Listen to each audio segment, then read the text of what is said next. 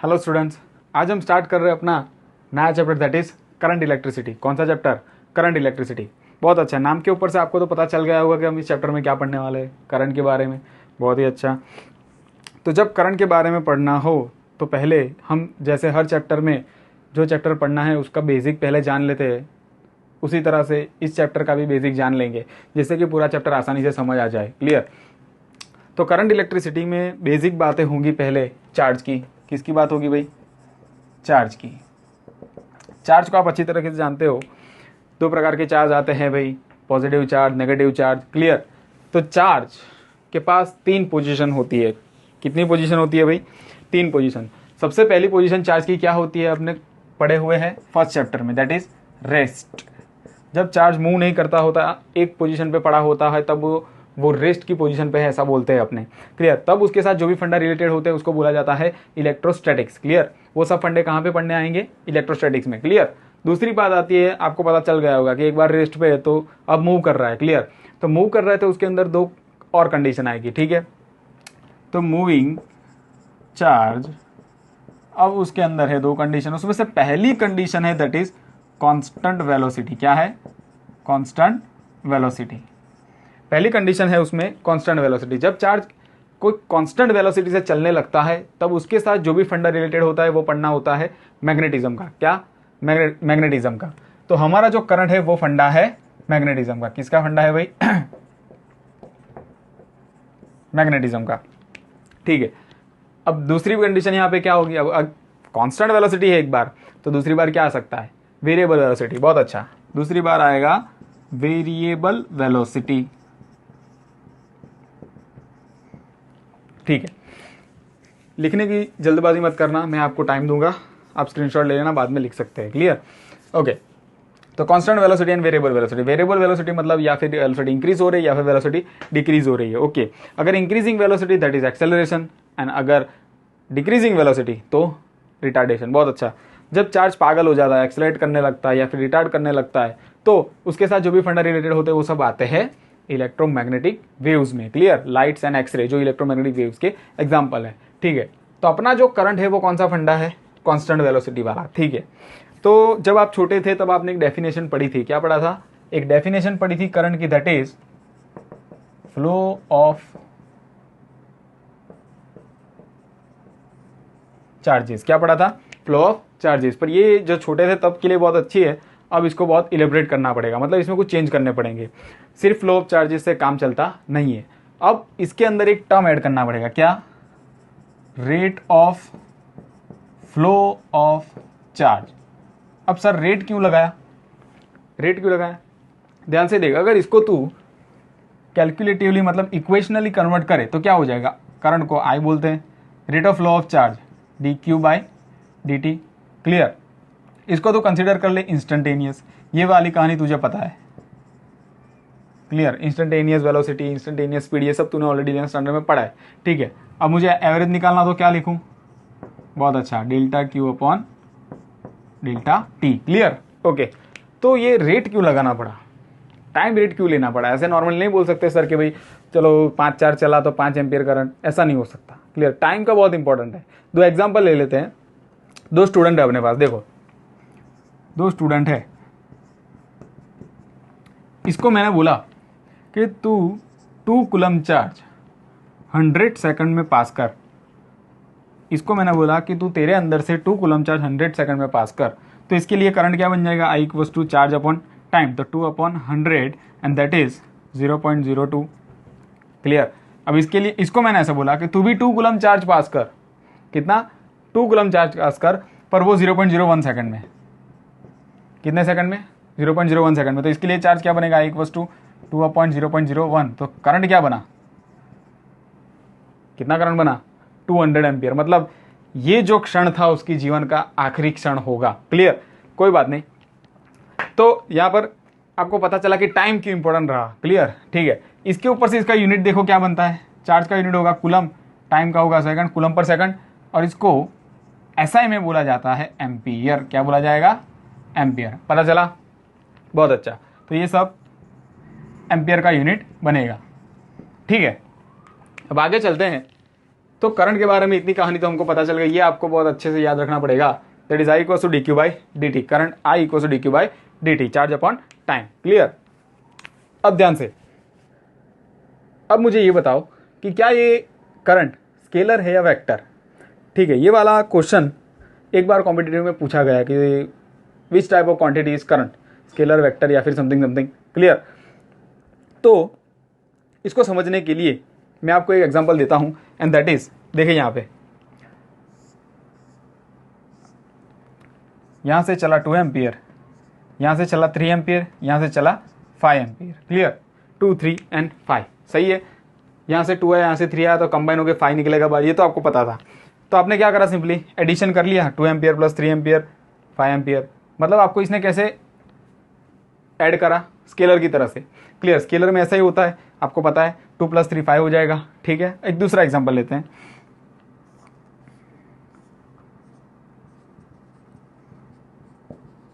तो आप बता दोगे यहां पे कितना आया। क्लियर, सिंपल सी बात है। लेकिन अगर मैं आपको ऐसा बोलूं कि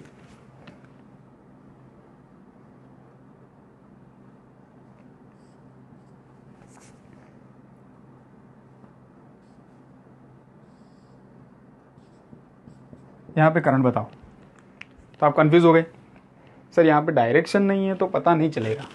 क्लियर। तो मतलब आपको डायरेक्शन भी चाहिए, लेकिन आप उसका कैलकुलेशन स्केलर कर रहे हो। क्लियर। ध्यान से, डायरेक्शन मैटर्स, बट आप उसको वेक्टर लॉ नहीं लगा रहे हो। वेक्टर लॉ मतलब, ध्यान से, यहाँ पे मानो कि एंगल 90 होता तो हम वेक्टर लॉ लगा के कैसे कैलकुलेशन करते, दो वेक्टर का कैलकुलेशन कैसे करते हैं अपने normally, √² + b² + 2ab cos theta. Clear. A² + b² 2ab cos theta. तो इस हिसाब से यहाँ पे क्या था, थीटा तो 90 है, मतलब ये कहानी खत्म। थीटा 90 था तो कॉस 90 0 हो जाएगा, तो ये कहानी खत्म। A² + b², 2 का स्क्वायर 3 का स्क्वायर, √13। तो यहाँ पे आंसर क्या आना चाहिए था, √13, पर हमने ऐसा नहीं किया। हमने तो क्या करा, स्केलर की तरह ऐड कर लिया इसको, बात खत्म। ओके, तो मतलब इसको डायरेक्शन चाहिए, लेकिन ये वेक्टर लॉ को फॉलो करता नहीं है। डायरेक्शन चाहिए, वेक्टर लॉ को फॉलो करता नहीं है। एडिशन हम सिंपली स्केलर की तरह कर लेते हैं, सब्सट्रैक्शन एंड एडिशन। क्लियर। तो ये बात थी स्केलर कैसी, करंट कैसी क्वांटिटी है। तो जो क्वांटिटी स्केलर की तरह ऐड और सब्सट्रैक्ट करी जाती है, क्लियर, पर उनको डायरेक्शन की जरूरत होती है, पर वो डायरेक्शन लॉ को फॉलो भी नहीं करती, ऐसी क्वांटिटीज को बोला जाता है टेंसर क्वांटिटी। कौन सी quantity, tensor quantity. Current is a tensor quantity. कैसी क्वांटिटी है भाई, टेंसर क्वांटिटी। दो जगह पे लिख रहा हूं, आपको याद रहना चाहिए। कैसी क्वांटिटी है, टेंसर क्वांटिटी। अगर आपको क्वेश्चन पूछा जाए तो आपको 4 ऑप्शन दिए जाएंगे, scalar, vector, tensor and none of the above. Clear. तो आपको टेंसर टिक करना है, ठीक है। इजी क्वेश्चन था, पर अब कंफ्यूजन अब आता है। आपको क्वेश्चन ऐसा पूछा जाएगा कि which type of quantity is current, option में होगा scalar, vector, both, none of the above. तो तब आपको स्केलर को सिलेक्ट करना है। किसको सिलेक्ट करना है, स्केलर को। ध्यान से, ये गलती होनी नहीं चाहिए। अगर टेंसर दिया है तो टेंसर, नहीं दिया तो स्केलर। क्लियर। ओके, तो यहां तक की कहानी लिख लीजिए, स्क्रीनशॉट ले लिए।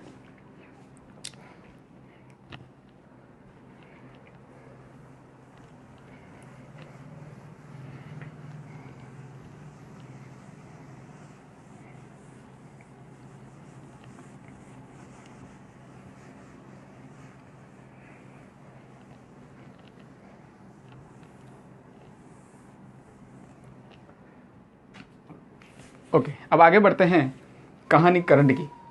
किसकी, कहानी करंट की। ध्यान से, कहानी करंट की। किसकी कहानी पढ़ रहे हैं भाई, करंट की। ठीक है, तो उसको समझने के पहले हम थोड़ा सा बेसिक जानेंगे। क्लियर। उसके बाद आगे बढ़ते हैं। पहले मुझे ये बताओ कि आपने कभी ये बात पढ़ी है, कंडक्टर, इंसुलेटर, ये सब बातें पढ़ी है। हाँ, बहुत अच्छा, फर्स्ट चैप्टर में आ ही गया है। क्लियर। तो कंडक्टर एंड इंसुलेटर, सेमीकंडक्टर वाली कहानी आपने पढ़ी है। कंडक्टर में क्या होता है, बहुत सारे फ्री इलेक्ट्रॉन्स होते हैं, मतलब कि जितने भी इलेक्ट्रॉन्स होते हैं वो सब फ्री होते हैं, ऐसा मान लेते हैं। होते ही इतने हैं, बहुत सारे। और इंसुलेटर होता है, उसमें क्या होता है, इंसुलेटर में कोई भी फ्री इलेक्ट्रॉन होता नहीं है। सेमीकंडक्टर में क्या होता है, कुछ होता है, कुछ बाउंडेड होते हैं। क्लियर। इंसुलेटर में सभी बाउंडेड होते हैं, सेमीकंडक्टर में ऑलमोस्ट सभी फ्री होते हैं। मतलब कंडक्टर में इलेक्ट्रॉन बहुत ज्यादा होते हैं। क्लियर। अब आगे देख, आगे क्या होगा, कंडक्टर है अपने पास। अब इस कंडक्टर के अंदर बहुत सारे इलेक्ट्रॉन्स है, उसमें से मैंने एक इलेक्ट्रॉन को यहाँ पे पकड़ लिया। क्लियर, यहाँ पे मैंने सिर्फ एक ही इलेक्ट्रॉन दिखा है, समझने के लिए बहुत इनफ है। अब इस कंडक्टर को मैं क्या करता हूँ, एक यूनिफॉर्म इलेक्ट्रिक फील्ड में रख देता हूँ। क्लियर, ये है अपना इलेक्ट्रिक फील्ड।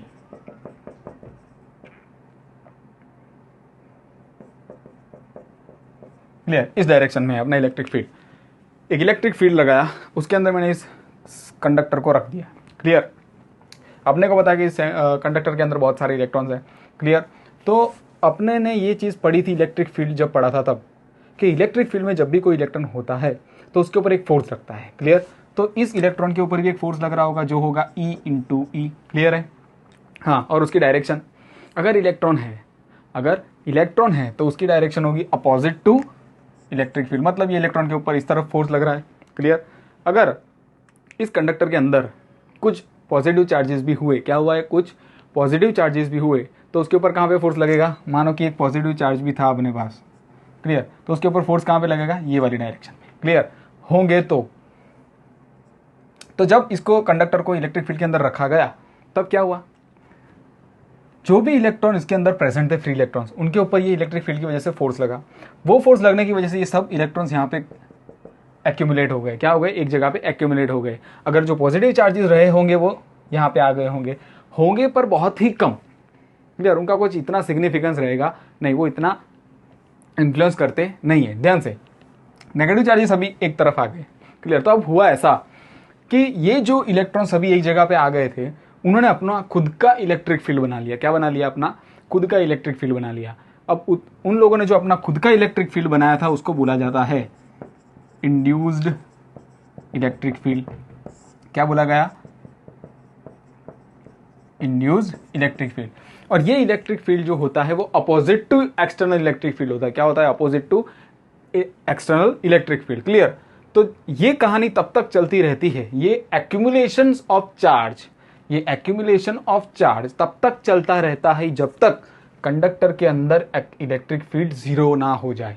क्लियर, जब तक कि इलेक्ट्रिक फील्ड कंडक्टर के अंदर जीरो ना हो जाए, मतलब कि electric field inside a conductor is always zero. क्यों, क्योंकि वो अंदर अपने आप, जब उसको इलेक्ट्रिक फील्ड में रखा जाए तो वो अपने आप अंदर एक ऐसा इलेक्ट्रिक फील्ड बनाता है जो बाहर वाले इलेक्ट्रिक फील्ड से अपोजिट होता है, और तब तक वो इलेक्ट्रिक फील्ड बनता रहता है जब तक कि वो एक्सटर्नल इलेक्ट्रिक फील्ड को ओवरकम ना कर ले। क्लियर, मतलब इक्वल ना कर ले। ठीक है, तो यहाँ पे क्या हो जाएगा, E induced equals to E external. Clear, कहाँ पे, अंदर की तरफ। ओके, तो ये कहानी थी कुछ एक्यूमुलेशन ऑफ चार्ज की। किसकी, एक्यूमुलेशन ऑफ चार्ज की। यहाँ पे जो चार्जेस एक तरफ आ गए उनको बोला जाता है accumulation of charges. Clear, accumulation of charges. यहां तक कहानी क्लियर। ओके, तो इसी चीज को मैंने पकड़ के क्या करा, ध्यान से देख, इसी कंडक्टर को मैंने पकड़ के कनेक्ट कर लिया बैटरी के साथ। किसके साथ कनेक्ट करा भाई, बैटरी के साथ। अब मैंने इलेक्ट्रिक फील्ड है। क्लियर, ध्यान से देख, ये होता है हायर पोटेंशियल ऑफ बैटरी, ये होता है लोअर पोटेंशियल ऑफ बैटरी। यहाँ तक क्लियर। जब भी इसको इलेक्ट्रिक फील्ड मिला तो क्या होगा, सारे चार्जेस, मतलब कि नेगेटिव चार्जेस यहाँ पे भाग के आ जाएंगे। जो भी नेगेटिव चार्जेस हो सब, मानो कि ये क्यू चार्ज था वहाँ पे बीच में था, भाग के कॉर्नर पे आ गया। अगर कोई पॉजिटिव चार्ज रहा होगा तो वो यहाँ पे आ जाएगा। क्लियर, यहाँ तक की कहानी क्लियर है। ओके, इसका पोटेंशियल है V। अब हायर पोटेंशियल यहाँ पे, मतलब मैक्सिमम पोटेंशियल क्या हो सकता है बैटरी का, V। जो V बैटरी ली है हमने इसलिए इस वजह से, तो मैक्सिमम मतलब हायर पोटेंशियल V। और लोअर पोटेंशियल, सबसे लोअर क्या हो सकता है पॉसिबल, 0। हालांकि यहाँ पे 0 होता नहीं है, ये बात ध्यान रखना। ये हमने कंसीडर करा है कि लोअर में सबसे लोएस्ट होता है 0, जिस वजह से मैंने यहाँ पे 0 लिखा, लेकिन हालांकि रियलिटी में 0 होता नहीं। ठीक है, तो अब हुआ ऐसा, ध्यान से, जब भी इलेक्ट्रॉन को, मतलब कि ये जो चार्जेस थे उनको ये V बैटरी वोल्ट के सप्लाई से कनेक्ट करा गया इस कंडक्टर को, तब हुआ क्या, ध्यान से। हमने एक चीज़ पढ़ी थी, क्या, पोटेंशियल एनर्जी। क्या पढ़ा था भाई, पोटेंशियल एनर्जी। पोटेंशियल एनर्जी क्या होगी चार्जेस के लिए, Q × V। V होता है पोटेंशियल, Q होता है वो चार्ज। तो ये चार्ज Q और ये बैटरी उस पोटेंशियल देती है V, तो उसके पास क्या आ गई, पोटेंशियल एनर्जी आ गई। क्या आ गई, पोटेंशियल एनर्जी आएगी। अब ये पोटेंशियल एनर्जी इसके पास आ गई तो ये शेयर बन जाता है कि कौन है भाई, आ जाओ चलो। वो अपने आप को क्या मान लेता है, एक शेयर मान लेता है। तो शेयर बन के वो निकलता है यहाँ से सवारी करके यहाँ तक, पर जब तक वो यहाँ पे आता है तब तक वो बन जाता है चूहा। क्या बन जाता है भाई? एक चूहा। मतलब कि उसके पास एनर्जी खत्म हो जाती है। क्या होता है? एनर्जी खत्म हो जाती है। तो ये खत्म हो जाती है एनर्जी, तो वो क्या करेगा बाद में? मैंने यहाँ पे बोला था कि ये ऑलमोस्ट जीरो नहीं होता, कुछ होता है, रियलिटी में ऑलमोस्ट जीरो नहीं होता है। तो वो जो कुछ बचा होता है, वो कुछ बची हुई पोटेंशियल एनर्जी के साथ वो ट्रैवल कर लेता है यहाँ से यहाँ तक। क्लियर? पता चला क्या करता है इलेक्ट्रॉन? यहाँ से यहाँ तक ट्रैवल कर लेता है। वो चार्ज जो होता है वो पहले यहाँ पे V वोल्ट की एनर्जी, V वोल्ट की बैटरी से एनर्जी लेकर यहाँ पे आता है। यहाँ पे तो था ऑलरेडी, सॉरी। तो उसने क्या करा? बैटरी के पोटेंशियल से V का पोटेंशियल लिया, Q ने V कंबाइन करा, पोटेंशियल एनर्जी मिली, भाग के यहाँ पे आया, शेर बन के यहाँ पे आया, तो चूहा वापस आके यहाँ पे बैटरी के पास आता है। बैटरी के पास आता है गरीब बन के, भाई मुझे दे दो, मुझे एनर्जी दे दो। और ये बैटरी अपनी है बहुत अच्छा इंसान, क्लियर? वो दानवीर है, वो उसको दे देती है एनर्जी। एनर्जी लेके वो फिर से वापस शेर बन के यहाँ पे आ जाता है। शेर बन के वापस चूहा बन जाता है, फिर गरीब बन जाता है। शेर चूहा गरीब, शेर चूहा गरीब, शेर चूहा गरीब। मतलब ये कहानी चलती रहती है, चलती रहती है, चलती रहती है। और उसकी वजह से होता क्या है? अपना इलेक्ट्रॉन ट्रैवल करने लगता है। क्या करने लगता है भाई? ट्रैवल करने लगता है। और इसी वजह से उसके पास, ध्यान से देखे, हर बार ये क्यू चार्ज, मतलब कि यहाँ पे तो सब इलेक्ट्रॉन ही है। कौन है? इलेक्ट्रॉन ही है सब। तो हर एक इलेक्ट्रॉन के पास कितनी पोटेंशियल एनर्जी आएगी? ईवी। हर सबके पास कितनी पोटेंशियल एनर्जी है? Same potential energy. तो सेम पोटेंशियल एनर्जी है तो वो सब सेम टाइम पे खत्म हो जाएगी और सेम टाइम पे वापस चढ़ जाएगी। मतलब टाइम रहता है सेम, डिस्टेंस भी क्या रहेगा भाई? चेंज तो मैं कर नहीं रहा हूँ, वायर कम बढ़ा नहीं रहा हूँ, कंडक्टर चेंज नहीं कर रहा हूँ, डिस्टेंस भी सेम रहता है, टाइम भी सेम रहता है। तो वेलोसिटी कैसी आएगी? कांस्टेंट। पता चला? डिस्टेंस भी सेम, टाइम भी सेम, तो कांस्टेंट वेलोसिटी। मतलब कि जब ये चार्ज कांस्टेंट वेलोसिटी से चला तो क्या बना? करंट। क्या बना? करंट। क्या बना? करंट। बहुत अच्छा। तो ये करंट बनता है। क्या बनता है भाई? करंट। तो ये था रियल कॉन्सेप्ट करंट का, कि क्या है करंट। यहाँ तक क्लियर है सबको? ओके, तो इसको लिख लो।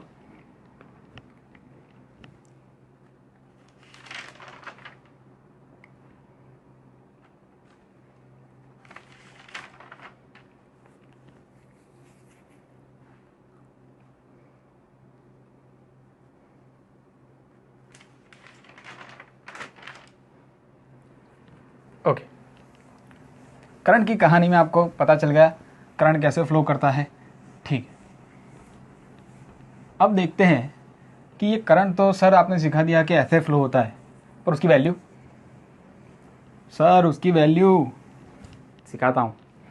देख क्या होता है, जब कंडक्टर के अंदर नॉर्मल कंडीशन में कंडक्टर पड़ा होता है ना, तो उसके अंदर अपने को पता है कि कंडक्टर के पास बहुत सारे फ्री चार्ज है।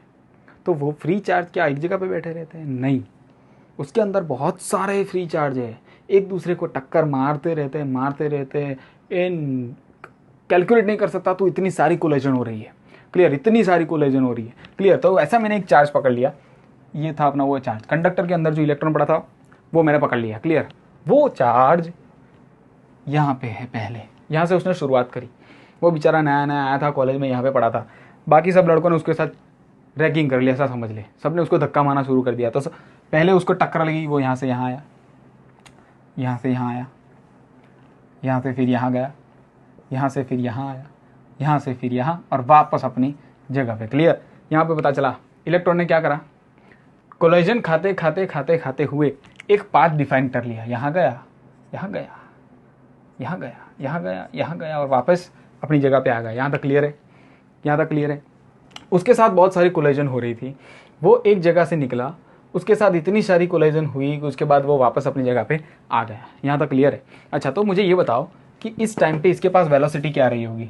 तू इंस्टेंटेनियस वेलोसिटी तो निकाल नहीं सकता, तू इलेक्ट्रॉन देख ही नहीं सकता, तो तुझे एवरेज वेलोसिटी निकालनी पड़ेगी। तो मुझे बता कि इसके पास एवरेज वेलोसिटी क्या रही होगी? इसके पास एवरेज वेलोसिटी क्या रही होगी? एवरेज वेलोसिटी देख क्या रही होगी, ध्यान से देख। जीरो। क्या रही होगी? जीरो। सर क्यों जीरो? अरे वेलोसिटी क्या होता है? Displacement upon time. इसने तो कोई डिस्प्लेसमेंट करा ही नहीं है, जहाँ से निकला था वहाँ वापस, तो इसके पास कोई भी वेलोसिटी हो सकती नहीं है। हाँ, लेकिन इसके पास स्पीड होगी। क्या होगा? एवरेज स्पीड होगी, जो बहुत ही हाई होगी, क्योंकि उसने बहुत सारा पाथ ट्रैवल करा है, लेकिन टाइम तो बहुत कम लिया है। क्लियर? ओके, तो इसके पास एक एवरेज स्पीड है। ठीक है, अब हुआ ऐसा कि उस कंडक्टर को मैंने पकड़ के डाल दिया इलेक्ट्रिक फील्ड में। यहाँ पे इलेक्ट्रिक फील्ड तो जीरो था, अब इलेक्ट्रिक फील्ड मैंने दे दिया है कुछ जो ज़ीरो नहीं है और उसकी डायरेक्शन है ये वाली। क्लियर? यही चार्ज जो यहाँ पे पड़ा था, क्या हुआ ध्यान से, वो यहाँ पे गया कोलिजन की वजह से, फिर यहाँ आया, फिर यहाँ आया, फिर यहाँ गया, फिर यहाँ गया और फिर यहाँ आया। ठीक है, यहाँ तक क्लियर? मतलब कि अब वो वापस अपनी जगह पे गया नहीं, मतलब उसका इतना सा डिस्प्लेसमेंट हो गया। क्या हो गया? डिस्प्लेसमेंट हो गया। वो डिस्प्लेसमेंट कौन सी डायरेक्शन में है? ध्यान से देख, इलेक्ट्रिक फील्ड वाली डायरेक्शन में, ये वाली डायरेक्शन में चला गया।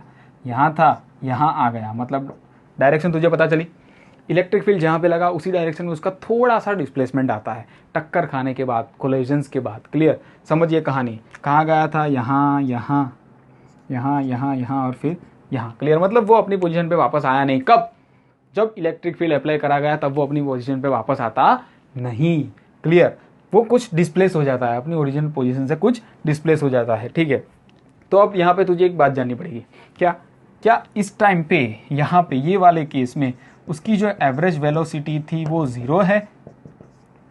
क्या वो ज़ीरो है? नहीं सर, आपने तो बोला डिस्प्लेसमेंट अपॉन टाइम, इसका डिस्प्लेसमेंट हुआ है, तो this is not zero. Clear? हाँ, उसकी एवरेज स्पीड होगी, वो अपने को पता नहीं, पर होगी बहुत हाई। क्लियर? कैलकुलेटिवली मतलब प्रैक्टिकली जब देखा गया है तो ये था 10⁴ टू 10⁵, बहुत सारी, और जब ये था वो बहुत कम। क्योंकि आप अपने आप खुद ही देख सकते हैं भाई, डिस्प्लेसमेंट तो इतना ही है, डिस्टेंस कितना सारा कवर कर लिया है इसने, डिस्प्लेसमेंट कितना है। ठीक है, टाइम तो उतना ही है दोनों में, स्पीड में भी टाइम उतना ही रहेगा, वेलोसिटी में भी टाइम उतना रहेगा, लेकिन इसका डिस्प्लेसमेंट बहुत कम, बहुत ही कम। क्लियर? यहाँ तक पता चला। मतलब उसकी जो एवरेज वेलोसिटी थी बहुत कम आई। अब एवरेज स्पीड कैलकुलेट तू कर सकता नहीं है यार, तू एवरेज स्पीड कैलकुलेट नहीं कर सकता, पर एवरेज वेलोसिटी कैलकुलेट कर सकता है क्योंकि वो कम है। क्लियर? हालांकि उसको कैलकुलेट करने में भी बहुत सारे एजम्पशंस लेने पड़ते हैं, बहुत सारे रिजल्ट आए, उसके बाद एक कहानी उसके ऊपर भी बनी गई। क्लियर? जिससे बहुत सारे रिजल्ट सही भी आए। क्लियर? यहाँ तक पता चला। तो ये जो एवरेज वेलोसिटी है वो सभी इलेक्ट्रॉन के लिए कॉमन एंड कांस्टेंट मानी गई। क्या माना गया? कॉमन एंड कांस्टेंट, सबका एक ही नाम दिया गया और वो भी कांस्टेंट कंसीडर करी गई। क्लियर? और उसका नाम था ड्रिफ्ट वेलोसिटी। क्या नाम है? Drift velocity. क्या नाम है? Drift velocity. क्या नाम है भाई? Drift velocity. और उसको डिनोट करा जाता है VD से। किससे? VD से। यहाँ तक की कहानी क्लियर? ओके, अब ध्यान से इसको लिख ले। आगे पढ़ते हैं कि भाई कंडक्टर में करंट कितना, जो आपने क्वेश्चन पूछा था वो।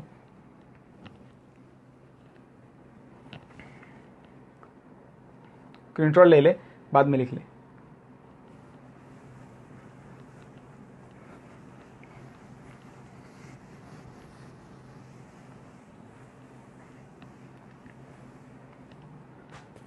ओके, तो जब कोई आपको पूछे कि कंडक्टर में से करंट कितना जाता है ये बताओ, तो उसके लिए मैं आपको एक अच्छी सी थियरी बताऊं जो बहुत इंपॉर्टेंट है। ध्यान से लिख देते हैं भाई, करंट फ्लोइंग थ्रू कंडक्टर। यहां तक क्लियर?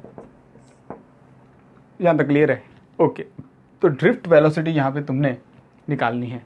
क्या निकालना है? Drift velocity. पर ड्रिफ्ट वेलोसिटी के ऊपर से हम जाएंगे करंट के पास। कहाँ पे जाएंगे? करंट के पास। क्लियर? ओके, ध्यान से देख, अपना है ये एक conductor.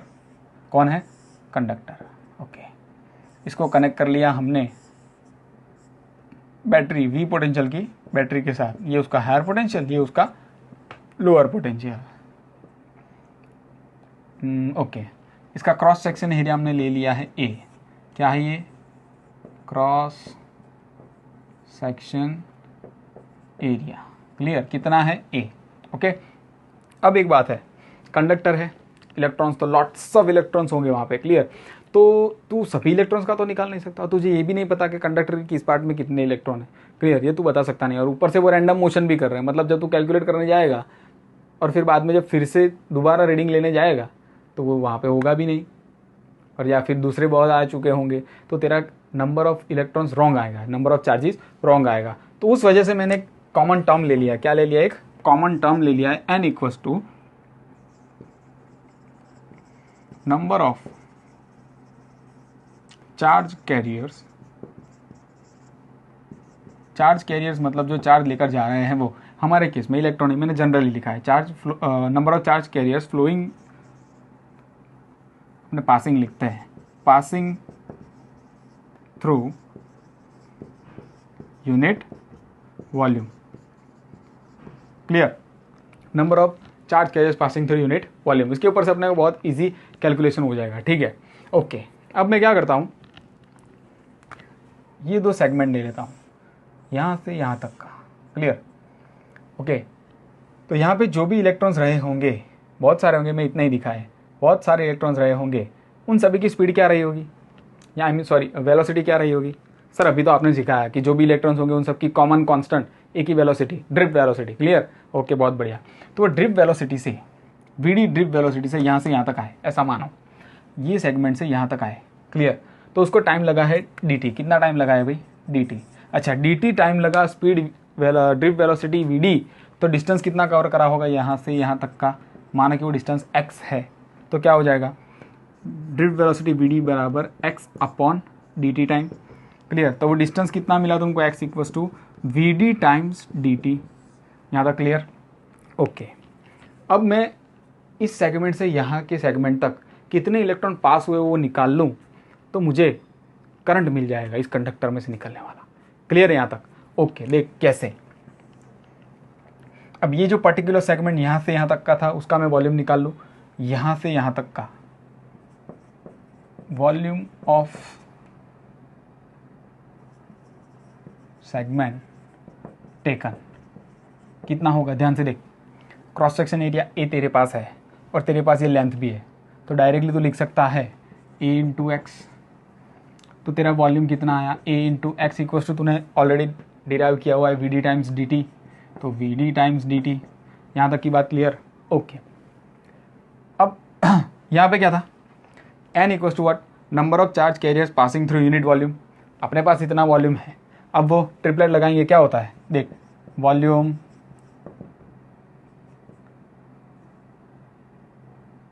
Number of charge carrier, clear, देख वॉल्यूम अपने ने लिया यूनिट मतलब कि 1, तो चार्ज कैरियर्स कितने n, अगर volume a vd times dt हो तो वॉल्यूम सॉरी चार्ज कैरियर्स कितने आएंगे, तो तेरे पास आएगा number of charge passing through this volume, कितना, इन दोनों का multiplication N A V D times D T, यहाँ तक क्लियर। ये तुझे क्या मिला, नंबर ऑफ चार्जेस मिला, क्या मिला, number of charges.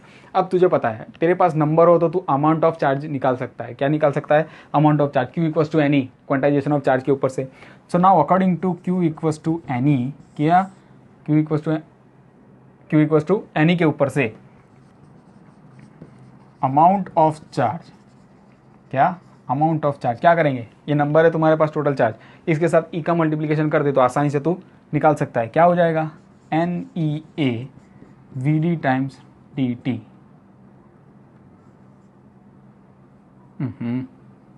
N E V D times D T, यहाँ तक क्लियर, यही मैंने बीच में लगा दिया है, क्लियर यहाँ तक। तो ये हो गया तेरा अमाउंट ऑफ चार्ज। अब ये अमाउंट ऑफ चार्ज क्या इतना बड़ा तो होगा नहीं, बहुत छोटा ही होगा, तो इसके मैंने बोल दिया D Q N E A V D times D T. अब ध्यान से देख, डी टी को नीचे ले जा, क्या हो जाएगा, D Q by D T क्या बनता है, N E A V D, clear. अरे ये तो तूने कहीं पे देखा है, क्या है ये, करंट, बहुत बढ़िया। आई इक्वल्स टू क्या मिला, N E A V D, यहाँ तक clear. I equals to what, N E A V D, तो ये होता है करंट फ्लोइंग थ्रू कंडक्टर, जो आप इस इक्वेशन से निकाल सकते हैं। बहुत अच्छा, इसको लिख ले, स्क्रीनशॉट ले ले।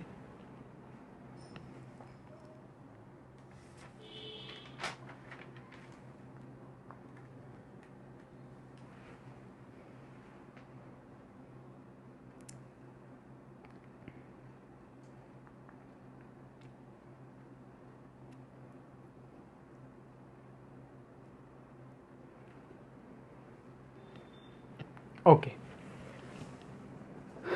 अब हम चलते हैं नेक्स्ट टॉपिक के ऊपर, क्लियर। अपना एक अच्छा सा बहुत मस्त वाला टॉपिक है, क्लियर, उसके ऊपर चलते हैं।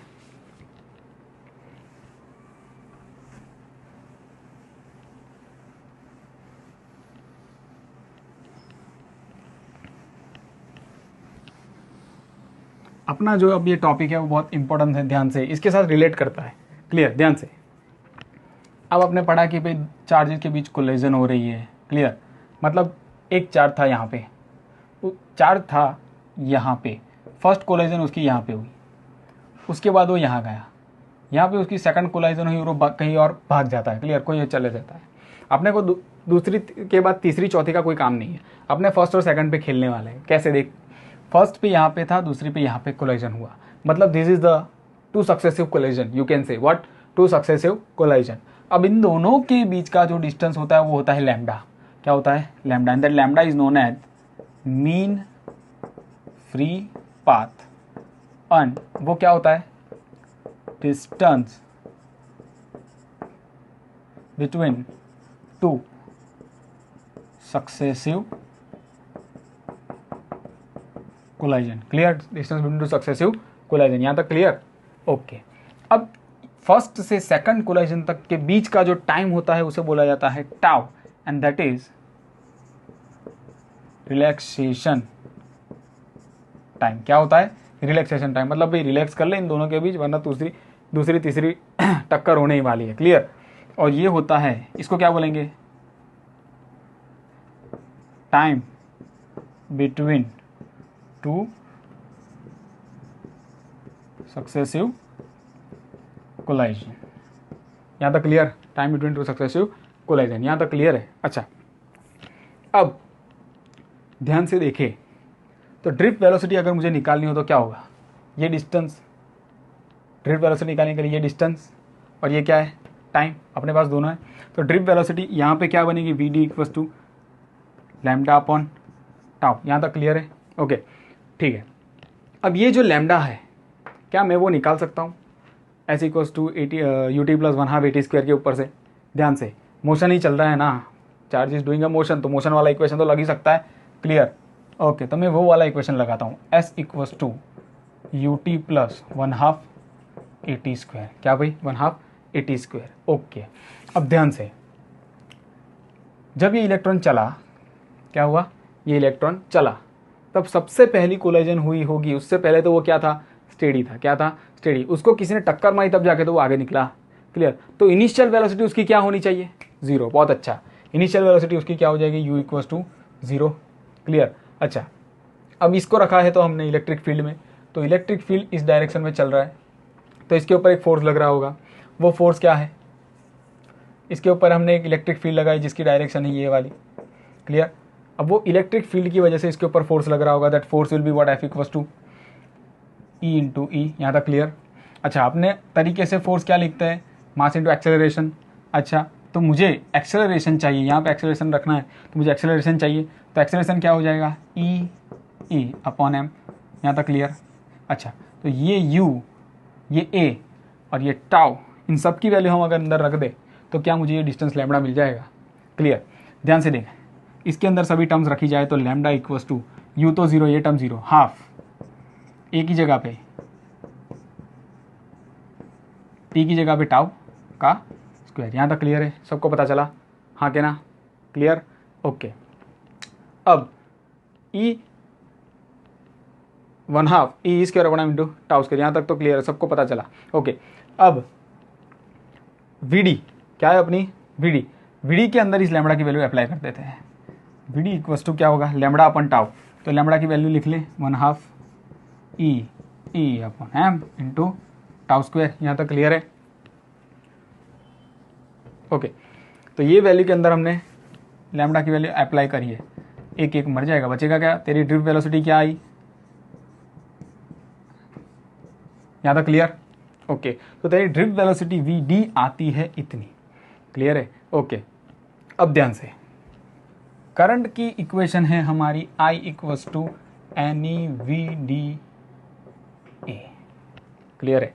N E V d A. ध्यान से, इस n E V d A में वी डी की वैल्यू को रखा जाए, n E V d A में वी डी की वैल्यू को रखा जाए तो क्या होता है? देख, n into e into v d क्या है तुम्हारा? Half E upon m tau A. यहाँ तक clear? N e half E upon tau into A. ध्यान से, ई और ई का स्क्वायर हो जाएगा, यहाँ पे हाफ ले लेते हैं, हाफ एन ई स्क्वायर ई टाउ ए बाय एम। क्लियर। अब हमने एक ऑलरेडी एक रिलेशन पढ़ा हुआ है, कौन सा रिलेशन था? Relation between E and V. क्या था वो relation? E equals to V by L. Clear, E equals to V by L. तो यहाँ पे रखेंगे half N E square, E की जगह पे हम क्या रख देंगे वी बाई एल, तो V tau A upon M L. Clear, इसको हटा के मैं यहाँ पे ले लेता हूँ 2। यहाँ तक क्लियर है सबको? Clear, okay. तो ये पार्ट थोड़ा सा लिख ले तो मैं आगे कंटिन्यू कर लूँ।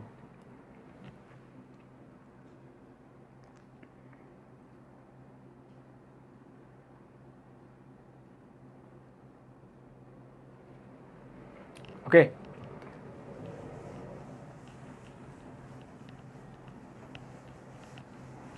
ध्यान से। तो तुम्हारे करंट की वैल्यू यहाँ पे क्या आई? I equals to n square v tau A upon 2 ml। यहाँ तक क्लियर है? ओके। तो इसमें से मैं क्या कर रहा हूँ, v को रहने देता हूँ, बाकी सबको भगा लेता हूँ। क्या करते हैं, v को रहने देते, बाकी सबको उछाल के भगा देते। तो v क्या बनता है, ध्यान से देख, i इंटू ये 2 ml अपॉन ये नीचे आएगा N square tau A. Clear यहाँ तक? यहाँ तक क्लियर है? अब क्या करते हैं, i को v के नीचे ले लेते हैं। तो v बाई आई क्या बना तेरा, ध्यान से देख, 2 ml upon n square tau A, n square tau A. Clear यहाँ तक? ओके। तो ये जो क्वांटिटी वो सब ध्यान से देख, m constant, n E square constant, tau constant, ठीक है, 2 तो कांस्टेंट। लेंथ चेंज कर सकता है, अगर लेंथ चेंज हुई तो क्रॉस सेक्शन एरिया भी चेंज होगा, मतलब ये दोनों वेरिएबल है। बाकी सब कैसी क्वांटिटी है? कांस्टेंट। कैसी क्वांटिटी है? कांस्टेंट। वैसे अगर तूने एक फिक्स ले लिया है, ध्यान से देखिए, यही मेरा कंडक्टर है, यही ले लिया, इसकी ये लेंथ फिक्स हो गई, ये टर्म्स फिक्स हो गई, ये फिक्स, टाउ फिक्स, ए यही फिक्स। अगर एक ही कंडक्टर लिया है तूने, उसको वेरी नहीं कर रहा तू, यही कंडक्टर है, मान यही कंडक्टर है, यही मान ले, तो इसके लिए ये सभी टर्म्स क्या हो गई? कांस्टेंट। तो ध्यान से, ये पूरा टर्म क्या हो जाएगा? कांस्टेंट। क्या हो जाएगा? कांस्टेंट। और v by I equals to constant, that is what? Ohm's law. क्या है भाई? Ohm's law. ये ध्यान से समझने की बात थी। Clear? v by equals to constant is what? Ohm's law. ध्यान से, यहाँ पे तूने आई अलग तरीके से निकाला, ठीक है, NaVda के बाद तूने ये टर्म लाया, ठीक है। अब यह क्या करा हमने, v बाई आई को इक्वल्स टू कांस्टेंट, वो क्या होता है? Ohm's law. आपको कहानी पता होगी ओम्स लॉ की, क्लियर, कि क्या होता है ओम्स लॉ, लेकिन एक्चुअली में ओम्स लॉ ये है, this is the real concept of Ohm's law. Clear? और इस कांस्टेंट को तुम लोगों ने एक नाम दिया है r equals to 2 ml। r से दिखाया जाता है उस कांस्टेंट को, और उसको बोला जाता है क्या? रेजिस्टेंस। बहुत अच्छा, क्या बोला जाता है? रेजिस्टेंस। क्लियर? क्या बोला जाता है भाई? रेजिस्टेंस। ओके, जिसका यूनिट होता है ओम। यहाँ तक की बात है क्लियर? यहाँ तक की बात क्लियर? ओके। तो यहाँ तक की कहानी लिख लीजिए।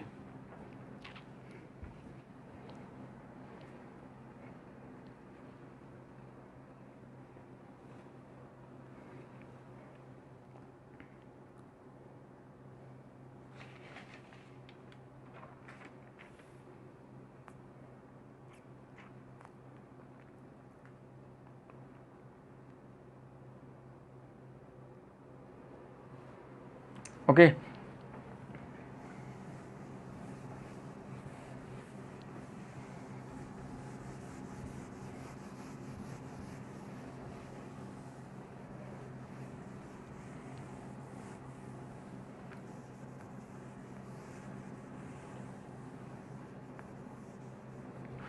ध्यान से, रेजिस्टेंस तुमने निकाल लिया। ओके, तो ये रेजिस्टेंस के बारे में कुछ कुछ चर्चा कर लेते हैं, जिसके ऊपर के कभी कभी क्वेश्चंस पूछे जाते हैं और पूछे गए भी हैं। ध्यान से, आर इक्वल्स टू क्या आया? 2 ml upon n square tau A. Okay, अब हुआ ऐसा कि एक कंपनी है जो रजिस्टर बनाती है। क्या बनाती है? रजिस्टर, छोटे बड़े। क्लियर? तो जब वो डिलीवर करती है, मतलब बहुत दूर डिलीवर करती है, तो होता ऐसा था कि ट्रांसपोर्ट के टाइम टूट जाते थे, कुछ चेंज आ जाता था, मतलब कि टूट गए तो आधा हो गया या फिर थोड़ा टुकड़ा ही बचा, 4 टुकड़े हो गए एक रजिस्टर के, ऐसे प्रॉब्लम्स आने लगे, ब्रेकेज होने लगा। क्लियर। तो उस टाइम पे यहाँ से उसने इस साइज़ का भेजा था, लेकिन वहाँ पे जाके मिला इस साइज़ का, तब उसको पता कैसे चलेगा कि इसका रेजिस्टेंस कितना, इधर इस जो बचा उसका रेजिस्टेंस कितना। तो ऐसे बहुत सारी कंप्लेन आने लगी। तो रेजिस्टेंस बनाने वाली जो कंपनी थी उसका एक लड़का था, उसका लड़का बहुत पढ़ा लिखा था और अच्छा था, तो टैलेंटेड भी था। तो उसने उसके पापा को आके बोला कि पापा ये जो प्रॉब्लम है वो हम सॉल्व कर सकते हैं। कैसे? ध्यान से देखिए क्वेश्चन में 2ml N² टाउ, ये वाला टर्म फिक्स है। क्या है? फिक्स है। ध्यान से देख, क्या है? फिक्स है। ध्यान से, अगर रेजिस्टेंस टूट भी जाए तो ये सब चीज़ें तो चेंज नहीं होने वाली, इलेक्ट्रॉन का चार्ज, ये सब वो। क्लियर। मास टाउ चेंज क्या हो जाएगा? लेंथ और क्रॉस सेक्शन एरिया, बराबर। इसका अगर बीच में से काट दिया तो क्या बन जाएगा? क्रॉस सेक्शन एरिया चेंज हो गया है, लेंथ सेम रही, क्रॉस सेक्शन एरिया चेंज हो गया, क्रॉस सेक्शन एरिया सेम है, लेंथ चेंज हो गई। क्लियर। मतलब बाकी सब टर्म्स क्या रहती थी? फिक्स। क्या रहती थी? फिक्स। और उसको बोला गया रो इक्वल्स टू 2m/N² टाउ, इसको बोला गया रेजिस्टिविटी। क्या बोला गया? रेजिस्टिविटी।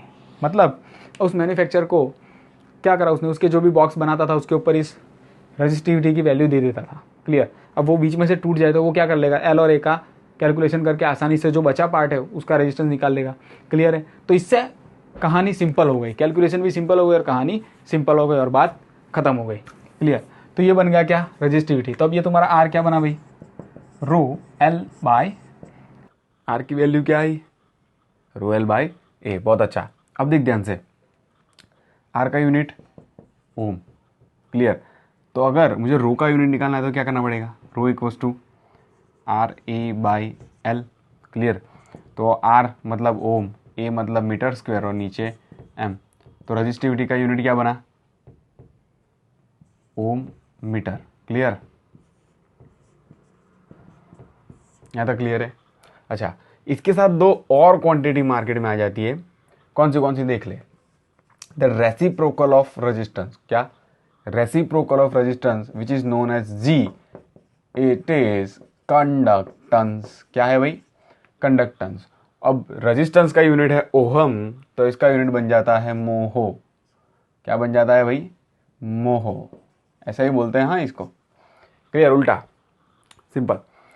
उसी तरह से रेजिस्टिविटी का रेसिप्रोकल हो जाता है कंडक्टिविटी। क्या बनता है भाई? कंडक्टिविटी। अब इसका यूनिट था ओम मीटर, तो इसका हो जाएगा मो मीटर इनवर्स। क्लियर है यहाँ तक? ओके। तो यहाँ तक हमने रेजिस्टेंस तक क्लियर कर लिया है, बाकी का नेक्स्ट लेक्चर में देखेंगे।